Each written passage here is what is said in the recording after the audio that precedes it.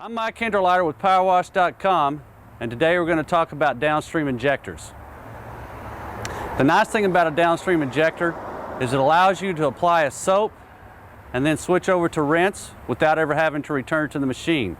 That saves you time and it saves you money.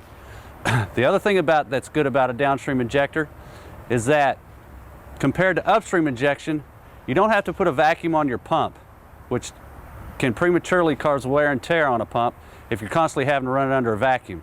So with that being said, I got a JA93, which we added a 3/8 coupler body to, along with a 3/8 coupler plug, and about 6 feet of 1/4 inch poly braid hose. The nice thing about this particular model is that it has a metering valve on it here, which I can screw in to shut it off, and I can screw it all the way out to open it wide open. Now I'm going to set this probably about 1 full turn out. A downstream injector can vary on how much it pulls into the solution as it runs. As high as about 1 to 20 is the best you're going to get out of a downstream injector, and then it goes down from there based on how you meter it. What we want to do when we hook this up is you want to put it obviously on the pressure side, because that's after the pump, hence the term downstream injection.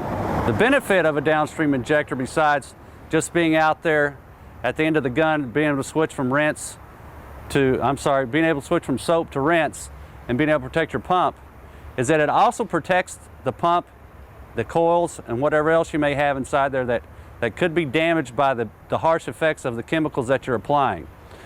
You could have a highly corrosive that would eat up the pump. You could have acids that can eat up the pump. It could be damaging to the coils or any other thing. So that's the other reason why you'd want to use a downstream injector. We're going to hook this up where the pressure hose hooks into the pump, which is the reason I added these quick couplers here. So I would disconnect the hose from the pump, hook it up here, and put it back onto the back side of this. Makes it really quick and easy to hook it up and take it back off. Then I'm going to take my hose and put it into my concentrated solution. Again, you don't want to use a solution that's ready to use, so to speak, where you'd want to put it on direct, because when it comes into the machine, it's going to dilute it. And we're going to get about at maximum 1 to 20 dilution ratio out of this. To be able to make this work, I'm going to need a nozzle or some way of switching from low pressure to high pressure. What we have here is a double nozzle. This double nozzle has a low pressure nozzle and a high pressure nozzle. And the way this one works is we tap it from one side to the other to get that out of it.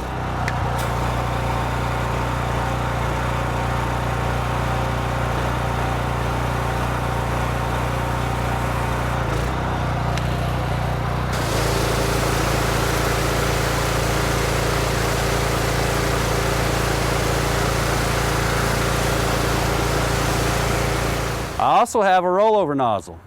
The rollover nozzle has a high pressure side and a low pressure side. When I clip this into my wand, I'll switch it from one side to the other to either have the high pressure or the low pressure. And then that's all there is to it.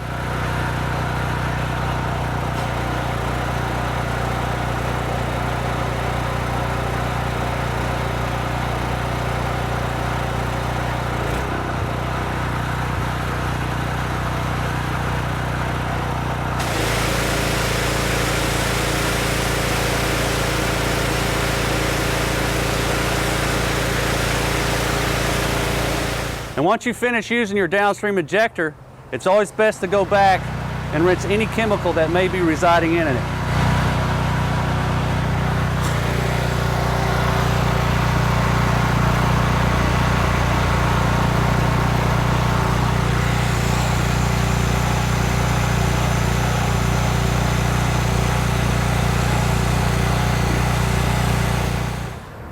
Basically, how downstream injector works is by a Venturi system.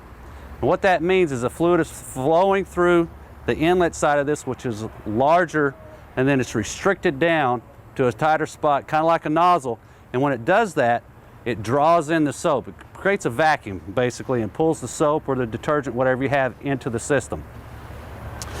There's three ways that makes this stop, and basically what's good for us is we switch over to high pressure, which is one of the ways to make it stop, and that's how we go to rinse, which is very beneficial for the contractor when he's out there cleaning, because he doesn't have to go back to his machine to turn it on and off. He can just switch over his nozzle from from low pressure to high pressure, meaning under low pressure, he draws in his detergent, switches over to high pressure, he's now under rinse. The other two things that can cause a Venturi to stop working is too much hose. Generally about up to 150 foot of hose, they'll stop to work. And the reason this is that the distance of the hose and that amount of fluid going through it causes friction, basically, or there's restriction as it goes through there, and it creates more pressure or more power to push it through the hose. And what happens is that back pressure comes back onto this system and creates too much back pressure for the Venturi to work anymore. Remember, I talked about it restricting it so it could go through there and it create that vacuum.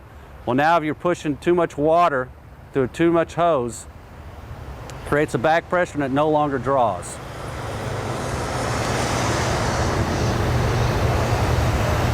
The second or the third thing that can cause it to stop working, which again is back pressure, is gravity. So if you're out cleaning and you need to get up high, 10 feet or more, and it could be less than that or it could be more than that, it just depends on the amount of hose you're running, it'll create back pressure from gravity that will stop it from working. So you want to keep that in mind as well when you're out using a downstream injector. The way you want to overcome that is just take your downstream injector, your concentrated soap, up to the area you're cleaning from if you're going up higher so that it'll start to work again. That's downstream injectors from Powerwash.com. I'm Micheal Hinderliter, and this is this week's video spray tip. Please give us a call if there's anything else we could do for you at 1-800-433-2113, or obviously you can find us on the web at www.powerwash.com. Thank you and have a great day.